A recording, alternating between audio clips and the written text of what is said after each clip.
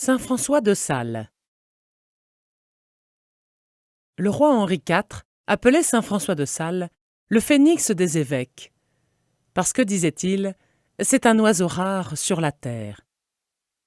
Après avoir renoncé au faste de Paris et aux propositions royales d'un siège épiscopal prestigieux, François de Sales devint le pasteur inlassable de sa terre savoyarde qu'il aimait par-dessus tout. Se laissant guider par les pères de l'Église, il puisait dans l'oraison et dans une grande connaissance méditée de l'Écriture la force nécessaire pour accomplir sa mission et pour conduire les âmes à Dieu. François de Sales naît le 21 août 1567 dans une famille catholique de la noblesse savoyarde au château de Sales, à une vingtaine de kilomètres au nord d'Annecy. Il est l'aîné de 6 frères et sœurs. Ses parents ont pour principe d'éducation d'expliquer les raisons de ce qu'ils exigent pour que l'obéissance de leurs enfants soit plus réfléchie. Très tôt, l'enfant apprend à se servir d'une épée, mais aussi à faire aumône aux pauvres. S'il entend quelque pauvre appelé, il sort de table pour lui porter une partie de son repas. Toutefois, il n'est pas parfait. Un jour, il entre à la cuisine, malgré la défense qu'il en a reçue, et demande au cuisinier un petit pâté succulent, mais encore fumant. La brûlure qu'il ressent ne l'empêche pas de l'emporter dans sa main et de le manger. Il va ensuite se faire soigner par sa mère, sans lui révéler la cause de cette brûlure. Souvenez-vous, François fait sa première communion et reçoit la confirmation à l'âge de 10 ans. Dès lors, il commence à percevoir un appel au sacerdoce. Son père, qui le destine à la magistrature, l'envoie vers 1582 étudier à Paris, au collège de Clermont, tenu par les jésuites. Il y apprend la grammaire et les mathématiques, les langues anciennes, la philosophie et la théologie. La question difficile des rapports entre la volonté éternelle de Dieu, la grâce divine et la liberté humaine le perturbe au point de le plonger dans le désespoir. Il s'imagine être condamné pour toujours à l'enfer. Pendant 6 semaines, saisi d'une vive angoisse, il en vient à perdre l'appétit et le sommeil. Un soir de janvier 1587, prosterné devant une image de Marie dans l'église Saint-Étienne des Grès, il fait un acte entier d'abandon à la volonté du Seigneur, puis récite le Souvenez-vous, prière toute de confiance, adressée par saint Bernard à Marie. Aussitôt, la violente tentation s'évanouit et il retrouve la paix du cœur. Il voue alors sa virginité à Dieu et à la Vierge, à qui il promet de réciter chaque jour le chapelet. À travers cette épreuve, François a appris la compassion. Pour les souffrances spirituelles d'autrui, il saura les apaiser. En 1588, le jeune homme part compléter ses études à Padoue en Italie. Là, il se met sous la conduite du père jésuite Antoine Possevin, avec qui il fait les exercices spirituels de saint Ignace. Au cours de l'été 1591, il obtient le doctorat en droit civil et canonique. À son retour en Savoie, en 1592, son père lui donne un petit domaine, la seigneurie de Villa-Roget, où il a installé une bibliothèque de jurisprudence, car il désire ardemment que son fils devienne avocat et même sénateur. Il a également choisi pour lui une fiancée, fille unique d'un juge conseiller du duc de Savoie. Malgré la noblesse et la vertu de cette demoiselle, qui n'a pas encore 14 ans, François, décidé à se consacrer à Dieu, ne lui fait aucune avance. Par complaisance pour son père, il s'inscrit comme avocat au barreau de Chambéry, mais refuse la nomination à la charge de sénateur que lui offre le duc de Savoie. Lors d'une visite de courtoisie à Monseigneur de Granier, évêque de Genève, qui réside à Annecy, François se fait apprécier pour sa sagesse et l'étendue de ses connaissances. Bientôt le prélat lui demande d'accepter la charge de prévôt, c'est-à-dire de premier chanoine de la cathédrale, l'équivalent de la fonction actuelle de vicaire général. François dévoile alors à son père sa véritable vocation. Après un dur combat intérieur, celui-ci renonce à faire de son aîné un brillant magistrat et lui donne sa bénédiction. Prêcher par les yeux. Devenu prêtre le 18 décembre 1593, François est installé officiellement comme prévôt des chanoines. À cette occasion, il expose dans un discours ses vues sur la manière de reconquérir à la foi catholique la ville de Genève. Depuis 1541, le réformateur Jean Calvin en avait fait la Rome protestante. L'évêque avait dû se réfugier à Annecy. C'est par la charité qu'il faut ébranler les murs de Genève, affirme le nouveau prévôt. Par la charité qu'il faut l'envahir. Par la charité qu'il faut la reconquérir. Il faut renverser les murs de Genève par des prières ardentes et livrer l'assaut par la charité fraternelle. Le duc de Savoie, Charles-Emmanuel Ier, désire lui aussi rétablir le catholicisme dans le Chablais, région située au sud du lac Léman et devenue calviniste au milieu du siècle. Il demande à Monseigneur de Granier d'y envoyer des missionnaires. François de Sales et son cousin, Louis de Sales, se portent volontaires pour cette mission. En septembre 1594, il s'installe dans la forteresse des Alinges.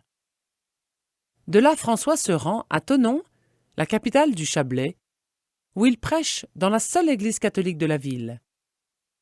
Bientôt, une ordonnance publique du consistoire calviniste de la ville interdit aux protestants de venir écouter ses prédications. Après 4 mois, François n'a obtenu aucun résultat tangible.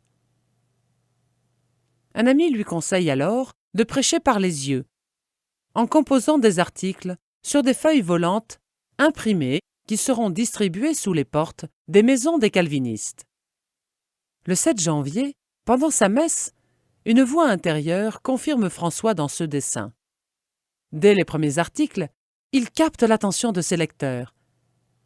Ses écrits seront en partie réunis et publiés sous le titre « Les controverses ». François, qui a étudié les œuvres d'une trentaine d'auteurs protestants, y cite largement la Sainte Écriture et de nombreux théologiens catholiques. Lorsque le bienheureux pape Pie IX proclamera Saint François de Sales, docteur de l'Église, il dira des controverses. Une merveilleuse science théologique resplendit dans cet ouvrage. On y remarque une méthode excellente, une logique irrésistible, soit par rapport à la réfutation de l'hérésie, soit relativement à la démonstration de la vérité catholique. La forte argumentation de François a éclairé nombre de ses contemporains. Elle demeure aujourd'hui précieuse pour la connaissance de la vraie foi. Dans la première partie de son travail, il dénonce les faiblesses des positions calvinistes. Il montre notamment que leurs ministres ne jouissent d'aucune autorité, car ils n'ont pas reçu de mission. C'est chose certaine, écrit-il, que quiconque veut enseigner et tenir rang de pasteur dans l'Église doit être envoyé. Or, les pasteurs calvinistes n'ont pas reçu mission de l'Église, et ils ne peuvent pas revendiquer une mission extraordinaire, car personne ne doit alléguer une mission extraordinaire à moins de la prouver par des miracles. Et jamais aucune mission extraordinaire ne doit être reçue si elle est désavouée par l'autorité ordinaire qui en est l'Église de notre Seigneur. Dans la deuxième partie de son ouvrage, il pose les fondements du catholicisme et affirme que l'Église ne peut errer. Saint Paul appelle l'Église la colonne et le soutien de la vérité. N'est-ce pas dire que la vérité est soutenue fermement en l'Église? Ailleurs, la vérité n'est soutenue que par intervalles. Elle en tombe souvent. Mais dans l'Église, elle y est sans vicissitude, immuablement, sans chanceler, bref, stable et perpétuelle. Dans la troisième partie, inachevée, il traite des points controversés, et spécialement du purgatoire. Dès qu'il le peut, François s'installe à Thonon chez une dame âgée de sa famille. Il reçoit l'aide de 4 prêtres, auxquels il donne des conseils tirés de son expérience. « Je vous assure, leur dit-il, que jamais je me suis servi de répliques piquantes sans m'en repentir. Les hommes font plus par amour et charité que sévérité et rigueur. » Progressivement, les habitants du Chablais reviennent au catholicisme. À la fin du mois de septembre 1598, le duc de Savoie organise à Thonon une fête somptueuse, avec une solennelle procession du Très-Saint-Sacrement. 15 000 personnes sont dès lors revenues au catholicisme et beaucoup d'autres sont décidées à les rejoindre. En novembre 1598, Monseigneur de Granier envoie son prévôt à Rome pour accomplir en son nom la visite ad limina que les évêques font au pape tous les 5 ans. Il a demandé au Saint-Père d'en faire son coadjuteur, c'est-à-dire son futur successeur. Le pape convoque François pour un examen officiel. Le jour venu, celui-ci entre dans une église et prie. « Seigneur, dit-il, si par votre éternelle providence, vous savez que je dois être un serviteur inutile en la charge épiscopale, ne permettez pas que je réponde bien, mais faites plutôt que je sois couvert de confusion devant votre vicaire et que je ne remporte rien de cet examen que de l'ignominie. » À l'issue de la séance, le Saint-Père, extrêmement satisfait, le nomme coadjuteur de l'évêque de Genève. Gagner les cœurs. Au début de 1602, Monseigneur de Granier envoie François de Sales à Paris auprès du roi Henri IV afin d'obtenir que les biens confisqués par les protestants au pays de Gex, région du diocèse de Genève relevant au plan civil du roi de France, que ces biens soient rendus au clergé et qu'une totale liberté religieuse soit accordée aux catholiques. François est sollicité pour prêcher le carême en la chapelle de la Reine. Il gagnait plus de cœurs en 1 heure par la voie d'amour que d'autres en 40 jours par la voie de la rigueur, rapporte un de ses biographes. Ce n'était pas qu'il fût indulgent au vice, mais il savait bien que là où il pourrait jeter seulement une étincelle du divin amour, il en exterminerait bientôt le péché. Il rencontre Barbe Accarie, la future bienheureuse Marie de l'Incarnation, mère de famille, qui a reçu des dons mystiques extraordinaires.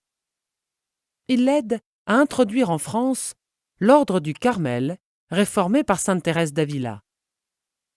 Henri IV propose à François de devenir évêque de Paris. « Sire, répond-il, j'ai épousé une pauvre femme, l'église de Genève, et je ne puis la quitter pour une plus riche. » Le 17 septembre 1602, à la mort de Monseigneur de Granier, François de Sales devient évêque de Genève. Il fait une longue retraite de 20 jours, selon les exercices de saint Ignace. Lors de la cérémonie de sa consécration épiscopale, il est gratifié d'une vision intellectuelle. Il perçoit que la très sainte Trinité opère intérieurement en son âme ce que les évêques consécrateurs font extérieurement sur lui. Il devient le pasteur d'un diocèse pauvre et en pleine tourmente, dans un paysage de montagne dont il connaît aussi bien l'austérité que la beauté. Dieu, écrira-t-il, je l'ai rencontré dans toute sa douceur et sa délicatesse, dans nos plus hautes et rudes montagnes, où de nombreuses âmes, simples, l'aimaient et l'adoraient en toute vérité et sincérité. Et les chevreuils et chamois sautillaient ici et là, entre les glaciers terrifiants, pour chanter ses louanges. Une étonnante véhémence.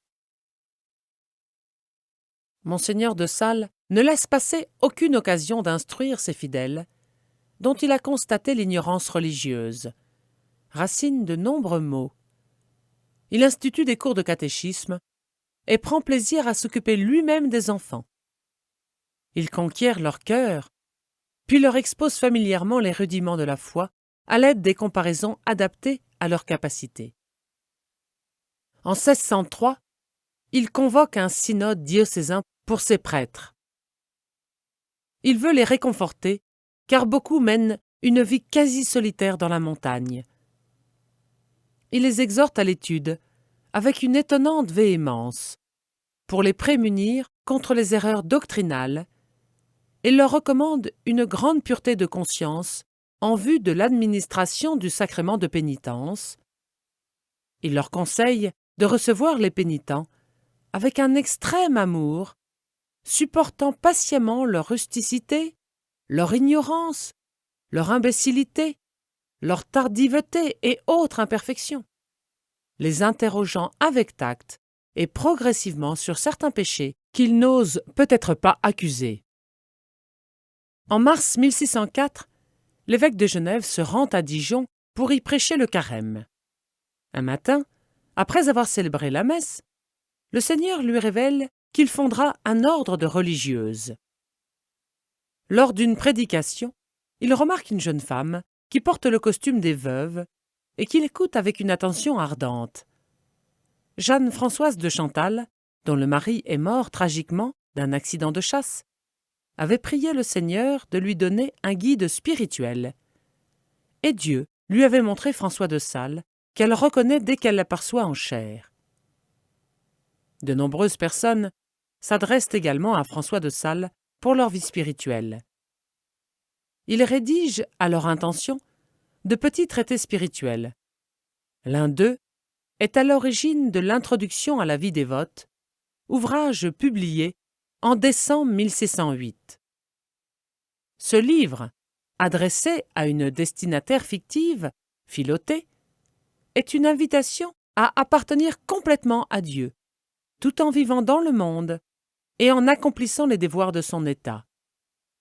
Le langage et le style utilisés sont très simples. Le succès est immédiat. Du vivant de François de Sales, l'ouvrage sera réimprimé plus de 40 fois et traduit dans presque toutes les langues de l'Europe.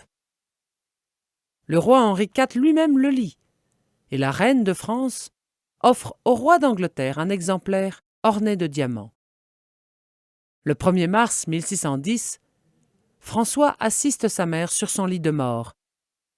Il écrira à la baronne de Chantal « Le cœur m'enfla fort, et je pleurais sur cette bonne mère plus que je n'avais fait depuis que je suis d'Église.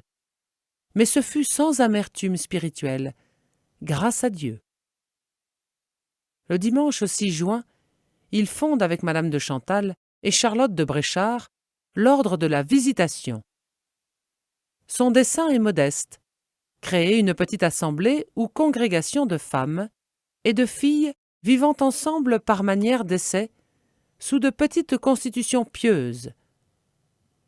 Elles chanteront le petit office de la Sainte Vierge et mèneront une vie fraternelle, dans une sainte et cordiale union intérieure. Enfin, elles admettront dans leur communauté des personnes de santé fragile qui ne peuvent entrer dans des monastères plus austères. Pour cet ordre, qui doit se consacrer à la contemplation, mais aussi à plusieurs œuvres de charité en faveur des pauvres et des malades, il choisit le patronage de la Visitation, parce qu'en visitant les pauvres, les religieuses devront imiter Marie quand elle visita Élisabeth. S'il plaît à Dieu. Au début de 1615, la mère de Chantal fonde à Lyon un monastère de la Visitation. Mais bientôt l'archevêque, monseigneur de Marquemont, souhaite introduire des changements chez les visitandines et notamment établir une stricte clôture, ce qui impliquera la suppression de la visite aux malades et aux pauvres. Très détaché de ses vues personnelles, quand elles ne lui paraissent pas essentielles, Monseigneur de Sales écrit à la supérieure de Lyon. « S'il plaît à Dieu, dit-il, que cette congrégation change de nom, d'état et de condition, vous vous en rapporterez au bon plaisir de l'archevêque, auquel toute la congrégation est entièrement vouée. » Il écrira d'ailleurs lui-même à Monseigneur de Marquemont. Quant à la visite des malades, elle fut bientôt ajoutée comme exercice conforme à la dévotion de celles qui commencèrent cette congrégation et à la qualité du lieu où elles étaient, que pour fin principale. Les visitandines acceptent donc les changements consentis par leur fondateur. Avant la mort de Monseigneur de Sales, 12 visitations auront été fondées. En 1616, François de Sales publie spécialement, à l'intention de la mère de Chantal et de ses religieuses, le traité de l'amour de Dieu. Dans une période d'intense floraison mystique, écrivait dans une audience en mars 2011 le pape Benoît XVI, le traité de l'amour de Dieu est une véritable somme, en même temps qu'une fascinante œuvre littéraire. Sa description de l'itinéraire vers Dieu part de la reconnaissance de l'inclination naturelle, inscrite dans le cœur de l'homme, bien qu'il soit pécheur, à aimer Dieu par-dessus toute chose. À la manière de la Sainte Écriture, saint François de Sales parle de l'union entre Dieu et l'homme, en développant tout un ensemble d'images de relations interpersonnelles. Son Dieu est Père et Seigneur, époux et ami. Il a les traits d'une mère et d'une nourrice. Il est le soleil dont même la nuit est une mystérieuse révélation. Un tel Dieu attire l'homme à lui, avec les liens de l'amour, c'est-à-dire de la vraie liberté. Car l'amour n'a point de forçat, ni d'esclave, mais réduit toute chose à son obéissance, avec une force si délicieuse que comme rien n'est si fort que l'amour, aussi rien n'est si aimable que sa force. Toujours disponible. Monseigneur de Sales vit pauvrement. Il conserve longtemps ses vêtements, procédant parfois lui-même à de faciles raccommodages. Son aumônier ose lui reprocher respectueusement d'être le plus mal vêtu de tout le logis. Il célèbre la messe avec une dévotion incomparable. Tous les jours, vers le milieu de la matinée, il est disponible pour recevoir les prêtres. L'accueil est simple et fraternel. « Où pensez-vous être » demande-t-il à un prêtre, qui ne sait quelle politesse lui faire.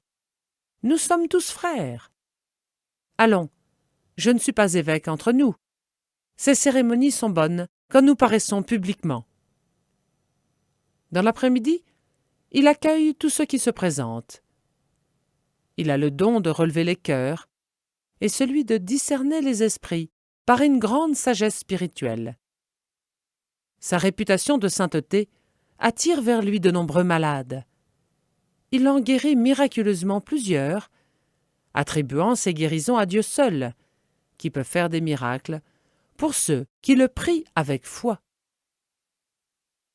Après les audiences, le prélat visite les malades à domicile, même s'ils sont logés dans des endroits sordides et malcommodes, ainsi que des prisonniers. Puis il se met à la disposition de ceux qui veulent se confesser. Pour ce ministère, il est d'ailleurs toujours disponible.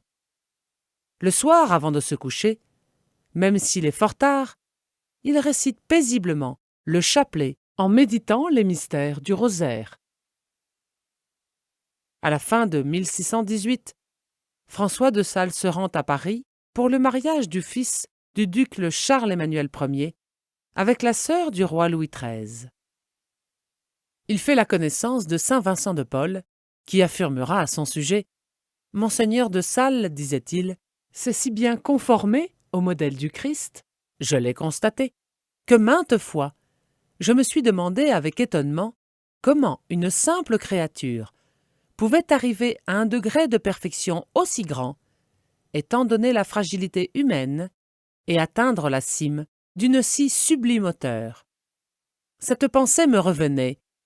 Mon Dieu, que vous êtes bon, puisqu'en Monseigneur François de Sales, votre créature, il y a tant de douceur. » De son côté, François estime tellement Vincent de Paul qu'il lui demande d'être le supérieur du monastère de la Visitation, qui se fonde à Paris dès l'année 1619. Il rentre ensuite à Annecy, où son frère Jean-François lui est donné comme évêque coadjuteur, car sa santé est usée. Il souffre d'artériosclérose et d'hydropisie, sans compter d'autres maux. En octobre 1622, Monseigneur de Sales accompagne le duc de Savoie, qui va rencontrer le roi Louis XIII en Avignon. Pressentant sa mort, l'évêque fait son testament et ses adieux aux siens. Sur son parcours, il fait une halte à Lyon, où il s'entretient pour la dernière fois avec la mère de Chantal. Le 27 décembre, il visite le noviciat des sœurs qui lui demandent de leur écrire quelques enseignements spirituels. Sur une feuille, il inscrit en haut, au milieu et en bas, « Humilité ». Ce même jour, en début d'après-midi, il est frappé d'hémorragie cérébrale et meurt le 28 décembre 1622. Le 16 novembre 1877, le pape Pie IX proclamera saint François de Sales docteur de l'Église et affirmera que grâce à lui, la véritable piété a pénétré jusqu'au trône des rois, dans la tente des chefs des armées, dans le prétoire des juges, dans les bureaux, dans les boutiques et même dans les cabanes des pesteurs. Plus récemment, le pape Benoît XVI a souligné « Ainsi est né cet appel aux laïcs, ce souci pour la consécration des choses temporelles et pour la sanctification du quotidien, sur lequel insisteront le Concile Vatican II et la spiritualité de notre temps. Ainsi s'est manifesté l'idéal d'une humanité réconciliée dans l'harmonie entre engagement dans le monde et prière, entre état séculier et recherche de la perfection. » Nous pouvons nous associer à ce vœu du saint Jean-Paul II qui écrivait que l'enseignement du saint évêque de Genève demeure source de lumière pour nos contemporains, comme il l'a été de son temps.